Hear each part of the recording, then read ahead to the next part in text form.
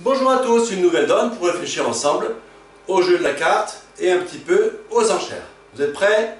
Une donne relativement difficile parce que vous verrez, il y a plusieurs lignes de jeu qu'on peut envisager, donc il faut prendre le temps dès l'entame de regarder ces différentes lignes de jeu, de les comparer et bien sûr de mettre en œuvre celle qui correspond à notre plus grande chance de succès. Vous êtes prêts? C'est parti. Alors, donc c'est une donne de niveau intermédiaire, accession à la deuxième série majeure. Difficulté moyenne. On est donneur. Voici tout de suite cette donne-là. J'ai 12 points d'honneur. Une main tricolore, 3 couleurs de 4 cartes et plus. Donc 5, 4, 4 ou 4, 4, 4, 1 sont les mains tricolores, des mains plutôt rares en termes de pourcentage. Bon, j'en ai une. J'aime bien cette main. Pourquoi j'aime bien cette main? Parce que j'ai les piques déjà. J'aime bien quand j'ai l'ouverture avec les piques. Il y a moins de chances qu'ils m'embêtent avec leur cœur ou leur trèfle ou leur carreau. Donc une main intéressante parce que la chicane c'est toujours bon. Si on défile des piques, ce sera toujours intéressant. Et puis bon, il y a quand même des trèfles plutôt sympas à côté de ces piques. Bien.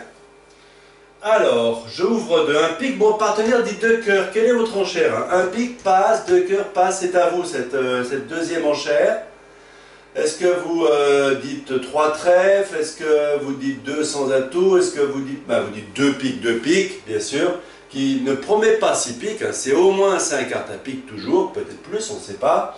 Et je n'ai pas la possibilité de dire autre chose. Je ne peux pas dire 2 sans atout qui serait régulier 15-17, ça ne va pas du tout. Je ne peux pas dire 3 trèfles qui serait une main de 18 points et plus, on va dire. Je ne peux pas dire 3 piques, bien sûr, non plus. Donc je dis 2 piques. Sur 2 piques, il me dit 3 piques. Un pique, 2 cœurs, 2 piques, 3 piques.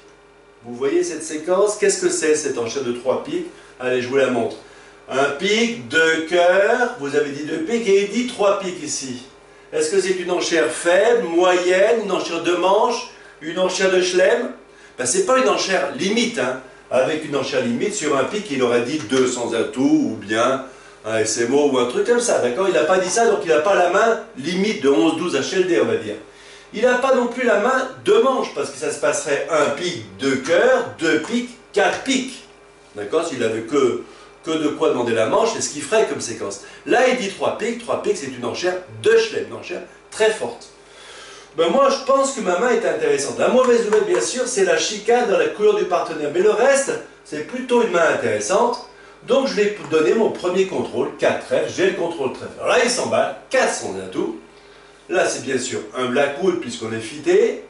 Alors, pour ceux qui ont étudié un petit peu le Blackwood, sur 400 atouts, je peux donner effectivement le nombre de clés, mais il y a certains cas où je peux dire aussi que j'ai une chicane, parce qu'une chicane, ça peut être très très intéressant pour demander un chelem, ou même pour demander un grand chelem, d'accord? En l'occurrence, donc il y a des réponses particulières sur 400 atouts, je ne vais pas les expliquer aujourd'hui, on n'a pas le temps. Il y a des réponses particulières pour dire j'ai une chicane. Mais quand c'est le cas, c'est une chicane utile. Chicane utile, autrement dit, une chicane utile. Est-ce que c'est utile? Une chicane dans la couleur du partenaire, ça ne sera pas forcément une bonne nouvelle, donc je ne vais pas l'annoncer. Donc sur 400 atouts, je réponds 5 piques directement. 5 piques, j'ai 2 clés parmi les 5 et la dame d'atout, 5 piques, la bonne enchère, il dit 6 piques. Et c'est donc le contrat final. Je reçois l'entame du 3 de pique. Le mort s'étale. Pendant que j'y pense, merci partenaire. Très bien. Alors, est-ce que je regarde un petit peu sa main? 4, 3, 7, 8, 9, 10, 11, 12, 13, 14 points d'honneur. 15, 16, 17, 18 avec l'atout surnuméraire. 18, 19, 20 si on compte ces levées de longueur potentielle, ces cartes dans la couleur longue de cette main-là, une vingtaine de points en face d'une main qui en a 13-14 au minimum, c'est suffisant pour demander le petit chelem. C'est logique qu'il ait fait ses enchères. Très bien. Alors le mort s'est étalé, je regarde tout de suite ce qui se passe couleur par couleur. Alors à pique j'ai 5 levées certaines, hein, puisque j'ai As, Roi, Dame, Valet, 19, 8, tout ça. À cœur, 0 levé, j'ai pas l'As. À carreau, j'en ai 2 et à trèfle, j'en ai 1. 5, 6, 7, 8, il m'en manque 4. Il me manque 4 levées. Alors, comment est-ce que je peux faire pour établir les 4 levées qui me manquent? Alors, je pourrais étudier ça couleur par couleur. Pour une fois, je vais changer un petit peu d'approche, complémentaire bien sûr.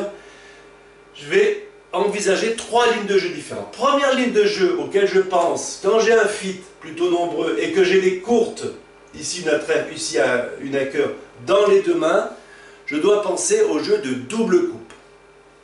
Double coupe, c'est quoi? C'est je fais des as et les rois dans mes couleurs, et puis après je coupe, coupe, coupe. Alors quand on a 9 à tout, normalement on est capable de faire 5 levées à pique, 4 ici, ça fait 5 et 4, 9, 10, 11, 12 levées sous réserve qu'on puisse couper, mais si vous regardez dans le détail, ça va marcher. Sauf que quoi? On a un petit problème, c'est que Ouest, ici, il a entamé pique, mince. S'il entame pique, ben, je ne peux plus faire 9 levées d'atout, hein, puisque je vais faire une levée, qui sera le premier pli de pique de l'entame, et après je ne peux plus faire que 4 d'un côté, 3 de l'autre, donc je peux faire 8 levées à l'atout, d'accord? Je peux faire 8 levées à l'atout, hein, 5 ici, plus les 3 de coupe là, par exemple. Je peux faire mes 3 grosses cartes ici dans les mineurs, ben, si je compte bien, 5, 6, 7, 8, 9, 10, 11, ça ne fait pas 12. Je peux faire 11 levées, donc la double coupe, elle ne marche plus à cause de cette bonne entame de notre adversaire Ouest. Alors qu'est-ce que je peux faire d'autre? Ben, si j'ai une autre solution à vous proposer, c'est que je vais faire l'impasse trèfle. Je vais faire l'impasse trèfle en espérant le roi trèfle ici. D'accord?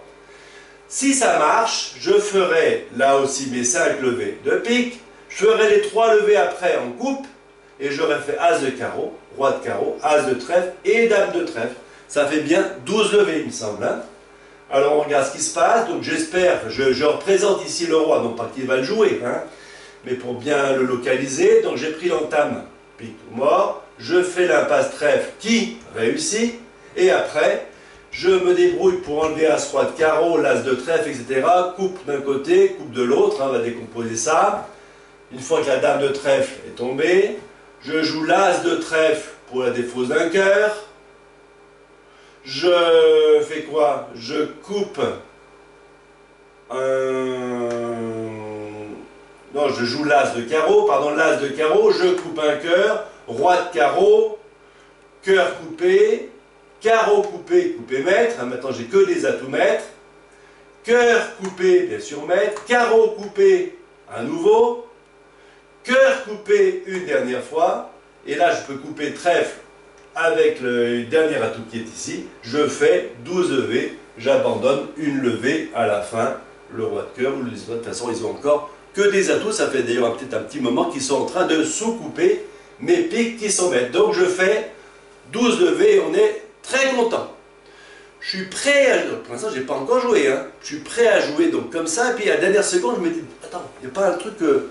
Oui, ça marche bien ça, si le roi de trèfle il est ici, hein. Si le roi de trèfle est ici, mais est-ce qu'il est toujours ici? Le roi est ici. Arrête-toi, hop! Oh là là, oh là là. S'il est là, qu'est-ce qui m'arrive?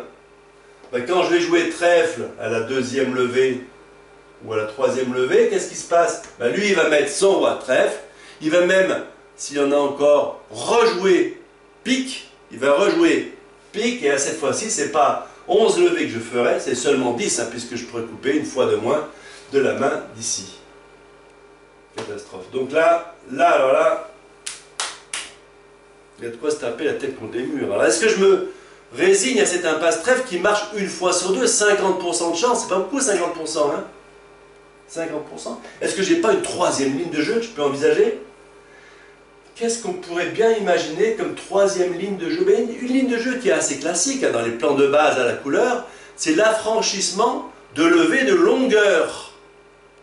L'affranchissement de levée de longueur. Ben oui, regardez la couleur à cœur là, je ne l'ai pas exploité du tout dans mon plan de jeu. Est-ce que je ne peux pas faire quelque chose avec? Oui, je vais faire ça. Je vais chercher à couper des cœurs un certain nombre de fois, d'accord? Éventuellement, je laisserai une levée à cœur à la fin, mais si les cœurs ont la bonté d'être répartis, j'en ai combien? 6, et en gros ils en ont 7. Si les cœurs ont la gentillesse d'être répartis 4-3, vous allez voir, on va gagner notre chelem. 4-3, c'est la répartition la plus fréquente des cœurs adverses. Alors, on va regarder comment ça se passe. Quand on joue sur les cœurs et que la couleur est répartie 4-3, d'accord? On fera 4 atouts de nord, on fera 3 coupes ici, puisqu'on a dit qu'on avait coupé 3 fois. On fera deux levées à la cœur, deux cœurs à la fin. On fera l'as de trèfle, as roi de carreau. Il y a juste une levée à cœur qu'on aura abandonnée à l'adversaire. Allez, on regarde ce que ça donne. Donc, on a dit entame, pique pour le roi. Tout de suite, cœur coupé, carreau pour le roi. La main est en or. Je continue, cœur coupé, carreau pour l'as. La main est en or. J'ai déjà fait 5 levées, l'adversaire aucune. Je continue, cœur, que je coupe, et je joue pique, pour le valet. D'accord? Les adversaires avaient fourni tous les deux 3 fois sur les 3 plis de cœur. Donc ça veut dire qu'il ne reste que un cœur dehors. D'accord? Il ne reste que un cœur dehors. Donc je joue le 10 de pique qui est maître. Hein, donc les piques maintenant sont retirés des mains adverses. Ils étaient répartis 3-1. Très bien. Et maintenant je n'ai plus qu'à jouer cœur. Je laisse ce cœur à l'adversaire. Ça ne me dérange pas. Ils font la levée cœur. Et donc après le mort est maître puisqu'il reste le 8 d'atout. Il n'y a plus d'atout. Il n'y a plus de cœur chez l'adversaire. Donc mon roi de cœur et mon 8 de cœur sont maîtres. Et le 7 de trèfle est couvert par l'as de trèfle de la main qui est ici en sud. Donc je vais faire 12 levées dès l'instant où les cœurs sont 4-3, mais aussi d'ailleurs avec le cas où l'as de cœur est second. D'accord? Alors on se rappelle qu'il y avait 3 lignes de jeu. La première, on était à 0 chance de gain quand on imaginait un plan de double coupe. La deuxième, où on imaginait le roi de trèfle placé 50%. Et enfin cette troisième, il suffit de trouver ici 12 levées avec les cœurs 4-3 ou avec l'as de cœur second. A votre avis, cette ligne de jeu là, est-ce qu'elle est plus que 50% de gain, de réussite, ou moins que 50%? Plus ou moins que 50%? Dès l'instant où je sais qu'elle est plus ou moins, ben je pourrais choisir soit la ligne de l'impasse trèfle, soit cette ligne-là. Ben cette ligne-là, vous pouvez refaire le calcul pour les spécialistes, elle est à 73%. Il suffit de trouver les cœurs 4-3, d'un côté ou de l'autre, on s'en fiche, ou éventuellement en plus l'as de cœur second. Je gagne dans le 73%, 3 fois sur 4, presque 3 fois sur 4. Donc s'il n'y a pas photo, hein, entre une ligne de jeu qui marche 1 fois sur 2 et une qui marche 3 fois sur 4, c'est bien sûr cette ligne de jeu que je vais choisir. Et c'est ce que je vais faire. Et je vais trouver les cœurs 4-3 et je vais pouvoir lever les bras au ciel en signe de victoire. Et là, voilà, ça c'est nos deux partenaires. Ça c'est la déclarante, ça c'était le mort. Qu'est-ce que tu joues bien? Et qu'est-ce qu'elle va dire la déclarante? Je sais, un peu ça chuchote, mais bon. Voilà, ça c'est une bonne paire, une paire soudée. On voit que on se respecte, on s'encourage. On se dit des mots sympas pour... Même si l'autre il fait une bêtise, on lui dit c'est pas grave, j'aurais fait comme toi, je suis sûr que même Rottler il aurait fait pareil. T'inquiète pas, tu continues, joue bien, applique-toi, continue, c'est super, d'accord? C'est comme ça qu'on fait des bonnes paires, soudées. Les premiers cours de bridge, ça devrait être que sur de la caninothérapie des partenaires, ça devrait être que là-dessus que ça devrait porter. Je vous assure qu'un comportement comme ça, c'est comme ça que vous allez ramasser des bons coups. Vous allez vous faire plaisir, vous allez vous valoriser, vous allez faire de très bons résultats. Allez, on se rappelle de ça. Et je vous remets donc le principe. Donc on a fait un affranchissement de levée de longueur, hein, les levées de longueur de la main longue, de nord en l'occurrence. Je réexplique ici la ligne de jeu, plusieurs lignes de jeu possibles. C'est celle de l'affranchissement des cœurs qui présente la meilleure chance de succès. C'est celle que j'applique et je gagne dès que les cœurs sont 4-3 ou que je trouve l'as second. C'était bien le cas. Le conseil du jour, il arrive que plusieurs lignes de jeu sont envisageables.